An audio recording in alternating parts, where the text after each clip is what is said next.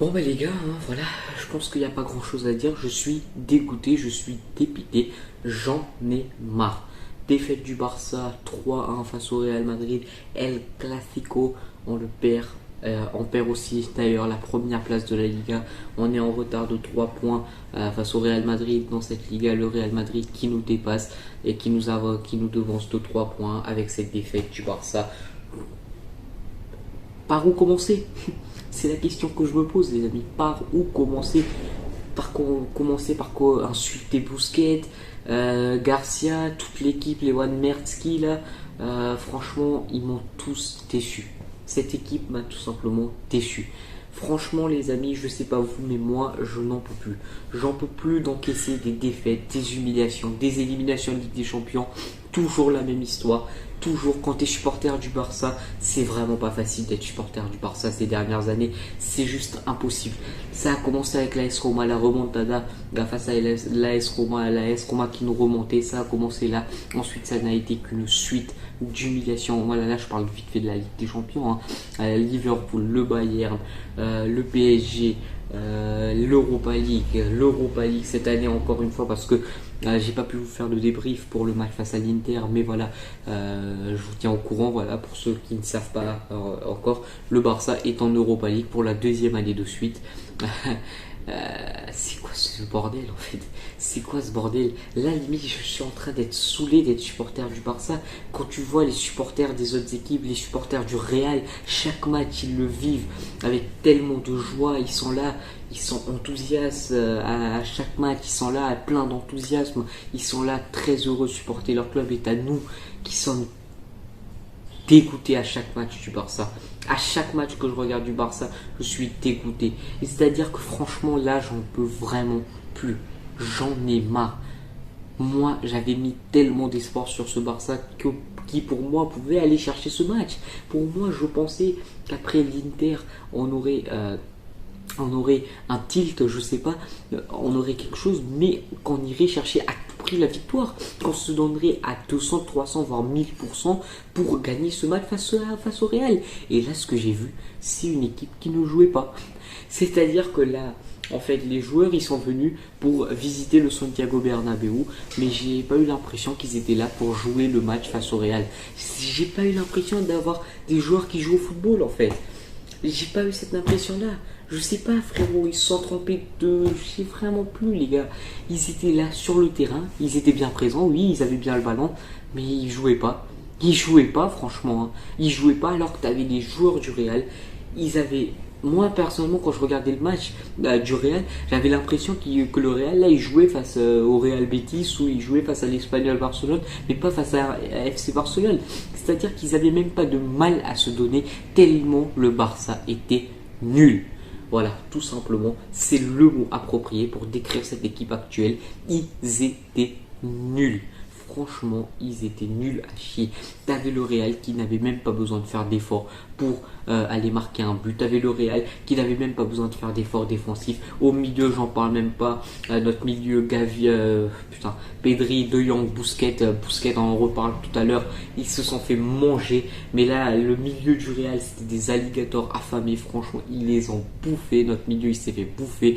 Nos attaquants, franchement, j'ai même pas eu l'impression d'avoir des attaquants. Ce match-là, Lewandowski, on en reparle après.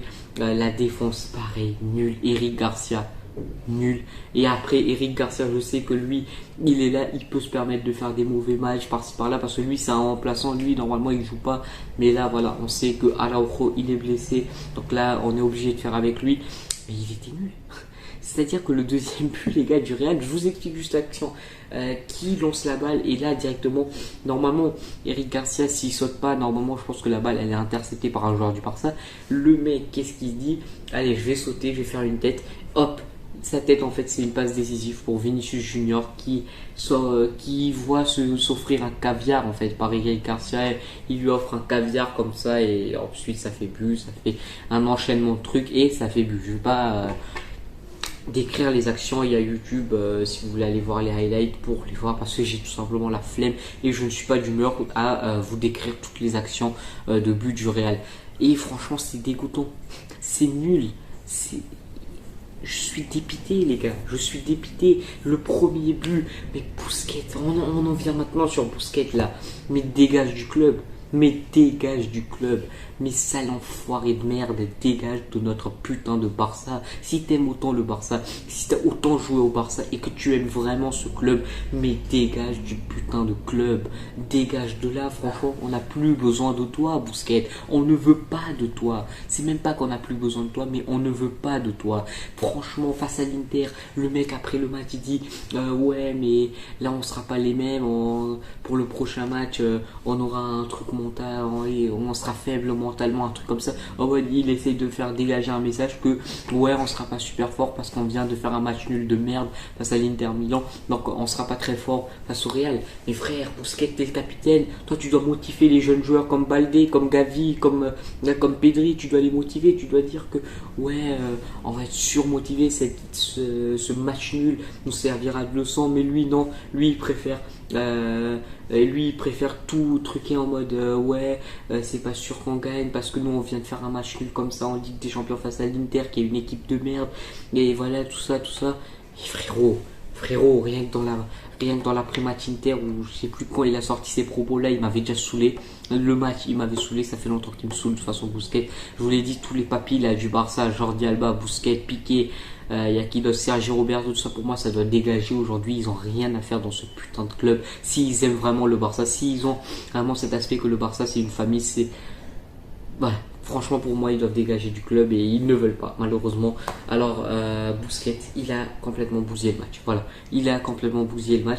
Le Barça, l'entame de match, ils essayent, même s'ils sont quand même assez en difficulté par les Madrilènes. Mais le Barça ne fait pas la pire entame de match. Franchement, ça va. Jusqu'au premier but, en fait. Pour moi, jusqu'au premier but, ça va. Moi, jusqu'au premier but, je me mets des espoirs. Et là, t'as Busquets. Mais fais la faute en fait. Mais Busquets, qu'est-ce qu'il fout? Je comprends pas. Qu'est-ce qu'il est en train de foutre? Il est en train de baiser Toni Kroos. Il veut quoi avec Toni Kroos là? Frérot, le mec il fait pas la faute. Ok, tu prends un carton jaune, mais fais la faute sur Toni Kroos. Le mec il se dit ouais, je fais la faute ou je fais pas la faute. Allez, je fais une petite faute, mais non, je fais pas une grosse faute. Et là, t'as Toni Kroos qui est un grand milieu de terrain.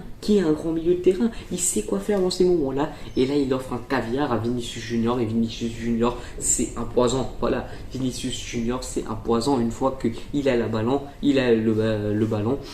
c'est mort. Tu peux plus rien faire. C'est un vrai poison, ce mec. Et Busquets, voilà, il est à l'origine du premier but du Real. Et après ça, mais c'est plus le même match. Mais là, durant toute la mi-temps, t'as l'impression qu'il n'y a que le Real qui joue en fait. T'as l'impression le Real, il se balade sur le terrain. Ils essayent de trouver des joueurs sur le terrain, mais ils en trouvent pas. Ils trouvent pas des joueurs catalans. Ils étaient nuls. Franchement, après le premier but du Real, le Barça, j'ai pas eu l'impression qu'il jouait un match. C'est-à-dire qu'en première mi-temps, j'ai pas eu l'impression que le Barça il jouait vraiment en fait. Après ce premier but-là, et ensuite ça enchaîne. Eric Garcia qui fait une putain d'erreur qui est impardonnable, encore une fois, qui offre un caviar à Vinicius Junior, qui ensuite c'est un enchaînement d'actions jusqu'à ce que ça arrive sur Rodrigo. Non, c'est pas Rodrigo, c'est Fede Valverde qui marque ensuite le deuxième but du Real. Et après ça, moi, j'allais limite rage-quitte le match. Si c'est pas un classico, moi, je rage-quitte le match. Je vous jure, franchement, j'en avais tellement ras-le-bol de ce match. J'étais dégoûté. Franchement, à la mi-temps, j'ai failli casser ma Nintendo Switch qui était à côté de moi. J'ai failli tout casser. Hein. Franchement, je vais pas vous mentir. J'étais dégoûté. J'étais vraiment dégoûté. Parce que tu as vraiment cette frustration de sortir face à l'Inter, on sort de l'Inter, on se fait éliminer après ce match face à l'Inter de la Ligue des Champions. Moi je me dis que oui, là ils vont apprendre de leurs erreurs, là ils vont montrer quelque chose. Là j'arrive face dans ce match, mais c'est pire. Mais c'est pire que l'Inter, mais c'est pire que tous les matchs de cette saison, parce que là tu as cette frustration du Barça qui ne joue pas. Ça, toute la première mi-temps, tu as un Barça qui ne joue pas. J'ai une équipe qui ne joue pas en fait.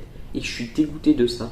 Franchement, on reparle de mes top joueurs, de mes flops tout à l'heure, parce qu'il y a quand même des bons joueurs. Il y a quand même des bons joueurs dans ce match. Il y a des joueurs qui ont fait une bonne prestation dans ce match. Donc faut que j'en reparle tout à l'heure. Mais maintenant, parlons de la deuxième mi-temps. Et pour moi, le match du Barça, il commence avec l'entrée de Ansu Fati et Ferran Torres. Pour moi, le match du Barça, il commence là en fait. c'est là que j'ai l'impression que le Barça il joue en fait. C'est au moment où mais en fait, là, le moment où Ansu Fati, il marque, il fait la passe D à Ferran Torres et Ferran Torres, il marque le but. Là, moi, personnellement, j'ai de l'espoir. J'ai envie d'y croire. Il reste 10 minutes. Moi, je me dis, ouais, peut-être qu'on peut le faire. Peut-être que finalement, on peut aller au moins chercher un match nul, un 2-2. Rien. Rien. Mais l'intensité qu'on met, j'ai l'impression que c'est pire qu'une équipe de Ligue 2 ce qu'on met là. Franchement, l'intensité, là, t'as pas l'impression que ces joueurs-là, ils veulent aller chercher un match nul. Qu'ils veulent au moins aller chercher un match nul. Franchement, j'ai pas cette impression. J'ai pas cette impression. Il faut mettre plus de pression. Quand t'as que 10 minutes qui te restent et que tu viens de réduire le score à 2-1, frérot, tu dois mettre plus d'intensité. Mais là, les joueurs, ils mettent aucune intensité dans le match. C'est-à-dire que là, j'ai le Real, il y a Modric qui sort. J'ai l'impression que le Real, quand même, leur milieu, il est complètement. Franchement, pour moi, quand même, une fois que Modric il sort, t'as l'impression quand même que le Real, ça chamboule un petit peu le jeu du Real, puisque le Real perd un petit peu le ballon. Mais t'as toujours ce Real, malgré Modric qui sort, qui s'en sort aussi bien en fait, parce que le Barça ne met aucune intensité. Du début à la fin du match, le Barça n'aura mis aucune intensité dans ce match. Et pour moi, si ce Barça-là met de l'intensité dans ce match-là, mais moi je pense qu'on peut gagner. Les gars. Mais là, ce Barça-là ne met tout simplement aucune intensité. Quand tu réduis le score à 2-1 face au Real Madrid et qu'il reste que 10 minutes, mais moi je regarde le match comme ça, franchement je suis au calme devant ma télé. J'ai pas l'impression de voir un Barça qui veut aller chercher une victoire, qui veut aller chercher un match nul minimum. J'ai pas ce Barça-là, j'ai pas cette impression-là. Et clairement, que de la déception ce match. On parle maintenant de Lewandowski. Putain de merde, mais t'es nul, il a été nul. Mais on le critique face au Bayern, il a été absent. On le critique face à l'Inter, le match aller, il a été absent. Match retour, absent. Aujourd'hui face au Real Madrid, absent. Mais absent. Moi, il était absent. Putain, ce qui rate pour moi en première mi-temps, ça peut changer tout le match. Je pense qu'à ce moment-là, il y a 1-0. Lewandowski, je vous explique juste l'action. Rafinha fait une passe caviar à Lewandowski. Lewandowski, il a juste à la glisser. On dit que c'est le meilleur finisseur au monde. Donc là, il a juste à la glisser à l'intérieur du but. Et meilleur finisseur hors Messi et Ronaldo. Donc là, on dit que voilà, il peut mettre ce genre de but, c'est simple pour lui, tout ça. Hop, il l'envoie dans les tribunes des supporters. C'est de la merde. Et pour moi, si là, Lewandowski, il marquait ce but, ça changeait tout le match. Pour moi, là, franchement, si Lewandowski marquait ce but, pour moi, ça n'aurait pas été le même match. Parce que le Barça, si pour moi, le Barça marque plus tôt dans ce match, là aussi, il y a quelque chose qui change. Pour moi, ça change vraiment quelque chose parce que tu as plus le temps et tu peux mettre plus d'intensité dans ce match. Oh bon, je viens de dire n'importe quoi, oublie un petit peu ce que je viens de dire, je me suis un petit peu embrouillé. Mais voilà, pour moi, si le Barça marque en première mi-temps, si Lewandowski là il marque, pour moi ça change quand même le match. On peut faire quelque chose après, mais Lewandowski il m'a complètement déçu. Franchement, le nombre de ratés, il était absent en fait. Dans le jeu, il n'était pas là, Lewandowski. Il n'était pas là, franchement.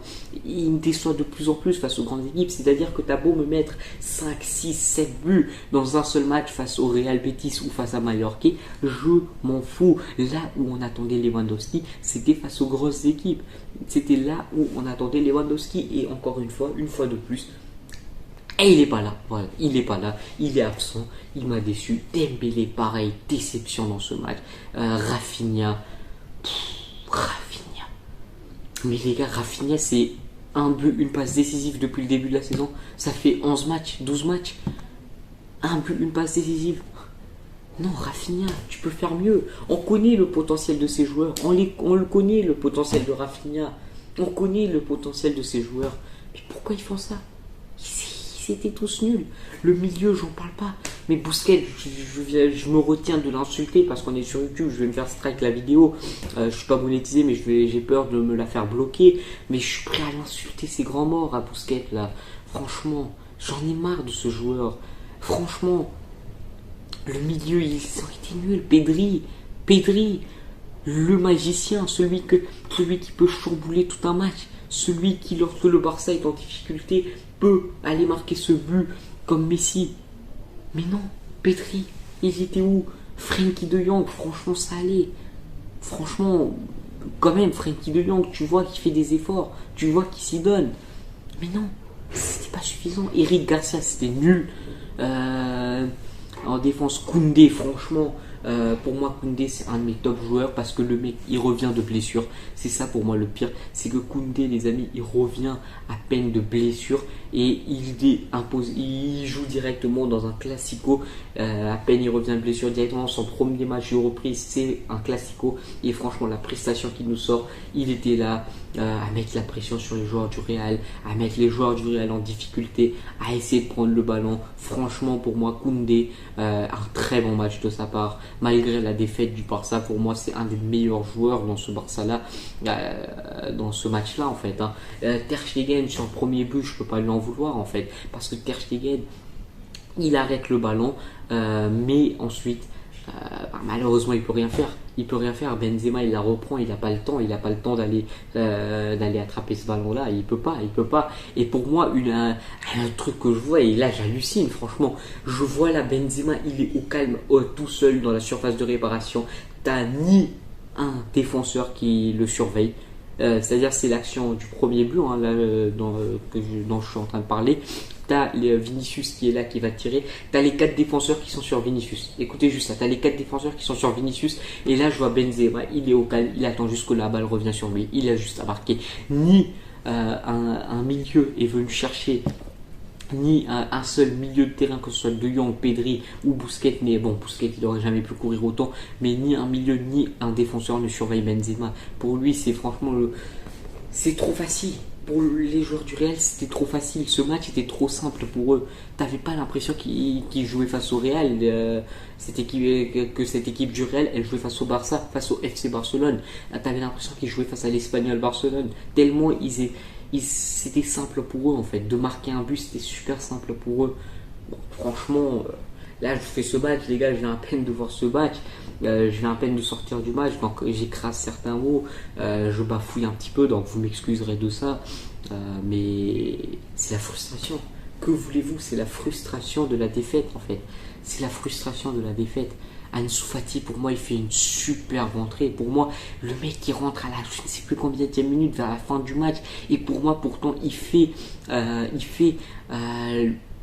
un meilleur match que tous les joueurs qui étaient titulaires en fait. Pour moi, il vient, il tente des frappes de loin, il essaye d'aller mettre un but et franchement il est récompensé puisqu'il offre une passe décisive à Ferran Torres. Ferran Torres, pareil, il tente des choses. Alors que tu as eu un Lewandowski, tu as eu un Rafinha, tu as eu un Ousmane Dembélé qui n'ont rien tenté du match entier et franchement ça me déçoit totalement. Ensuite, on va parler quand même de Xavi, parce que Xavi, il est beaucoup critiqué ces derniers temps après ses erreurs tactiques face à l'Inter. Moi, un des premiers à le critiquer après ses erreurs face à l'Inter de ne pas avoir titularisé De Jong. Mais les gars, Xavi, il vient, il apprend de ses erreurs, il fait les bons choix. Il titularise De Jong et il sort Xavi. Pour moi, Xavi, il fait les bons choix. La seule petite erreur que je pourrais reprocher dans ce match à Gavi, c'est d'avoir fait rentrer Kessié assez tard. Pour moi, Kessié, il doit rentrer un petit peu plus tôt. Ça aurait fait quand même un petit peu de différence. Mais bon, donc voilà. Pour moi, Xavi, dans ce match-là, j'ai pas l'impression qu'il fait des erreurs. Mais si dans le prochain match, il retitularise Busquets, là pour moi, Xavi, ça sera un des plus grands fautifs. Ça sera le plus grand fautif du Barça. Pour moi, s'il continue de titulariser Busquets, pour moi, ça sera lui le principal fautif du Barça. S'il y a des défaites, s'il y a des matchs nuls face aux petites équipes ou face aux grandes équipes comme le Bayern, le match du Bayern qui arrive dans une semaine et quelques jours. Donc pour moi, il a intérêt à ne pas titulariser Busquets parce que franchement, ce joueur est nul.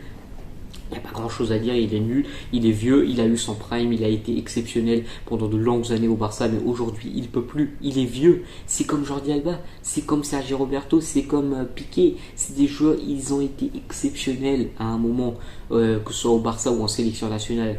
mais aujourd'hui, c'est des joueurs, ils doivent plus rester au Barça parce qu'ils sont cramés. C'est-à-dire que Busquets, il peut pas venir, il peut pas faire de course de 20-30 mètres pour récupérer le ballon auprès d'un joueur. Il peut tout simplement pas en fait courir. Il peut plus courir parce qu'il est totalement cramé, Busquets. Donc pour moi, j'espère que Xavi comprendra l'erreur Busquets et ne le titularisera pas pour le prochain match. Je l'espère fortement parce que voilà quoi, hein, franchement, pour moi, je le tiendrai fautif s'il y a un mauvais score, si il y a une mauvaise presta du Barça. Mais maintenant, pour finir cette vidéo, il y aura sûrement un deuxième débrief, les gars. Là, c'est un débrief à chaud. Il y aura sûrement un autre débrief qui arrivera samedi, où je reviendrai un petit peu plus en détail. Je ferai aussi une vidéo top et flop du match, côté Real et côté Barça. Ça aussi, ça viendra samedi, donc ne vous inquiétez pas. Il y aura 2 vidéos sur ce match-là qui viendront samedi, et il y aura d'autres vidéos sur les nouveaux objectifs du Barça après l'élimination de la Ligue des Champions, tout ça qui arrivera aussi la semaine prochaine potentiellement. Donc voilà, activez la cloche pour ne pas manquer les prochaines vidéos. Et pour terminer cette vidéo, je devais consacrer cette partie à une vidéo entière. C'est tout simplement, on va parler de l'arbitrage de l'arbitrage anti-Barça, j'ai envie de dire. Franchement, ça commence avec l'Inter où on nous refuse un penalty. Mais c'est un scandale, là on crie au scandale. Et aujourd'hui, encore une fois, pour moi, c'est pas qu'on a été nul qu'on n'a pas le droit de se plaindre de ce penalty. C'est-à-dire que tu as des mecs qui viennent, ils disent ouais, bah c'est bon, arrêtez de vous plaindre de votre penalty non accordé parce que vous avez été nul dans ce match. Non, pour moi, c'est pas ça. Pour moi, c'est pas le fait qu'on perde, c'est pas parce qu'on perd qu'on n'a pas le droit de se plaindre de l'arbitrage qui a été scandaleux. Mais les gars, c'est un scandale. L'arbitrage, je vais pas vous mentir, mais c'est un scandale, les amis, en fait. C'est un putain de scandale. C'est-à-dire que là, tu vois, Lewandowski, il y a faute. Il y a faute, pour moi, il y a faute. Quand je regarde le match, là, je regarde le ralenti, pour moi, il y a faute. Au pire, si c'est discutable, ok, ça dépend de l'arbitre aussi, ça dépend de ce que lui il pense, mais au moins, va checker la VAR. Le mec, il vient,